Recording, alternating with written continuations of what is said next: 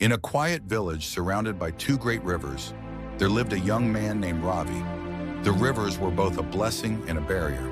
They brought life to the village, but they also kept its people isolated. Beyond the rivers lay lands of opportunity and adventure. At least that's what the story said. Ravi had always been fascinated by the world beyond. Every evening he would sit at the riverbank, watching the sun dip below the horizon, dreaming of the life that awaited him on the other side. But there was no bridge, no boat, and no one who had ever dared to cross. One evening, a traveler arrived. He was an old man with silver hair and a kind, knowing smile. Ravi, curious and hopeful, approached him. "Sir," he asked, "you've traveled far. Tell me, is it true? Are there lands beyond the rivers?" The traveler nodded. "Yes, young man. Lands of beauty, adventure, and endless possibilities. But the way there is not easy." Ravi's heart sank. "But how? There's no bridge, no boat." The traveler smiled. "The bridge is there, but it's invisible. It appears only when you take the first step.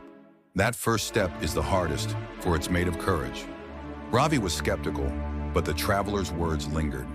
The next morning, as the village bustled with its routines, Ravi stood at the riverbank, his heart racing. Could the traveler have been right?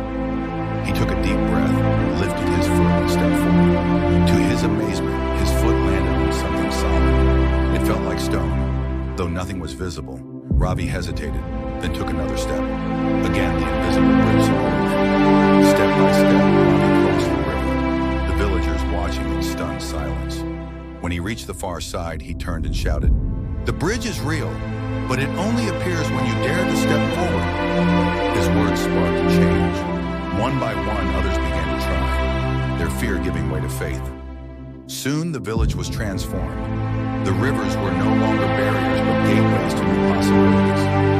Ravi's journey became a legend, a reminder that the path to our dreams is often invisible.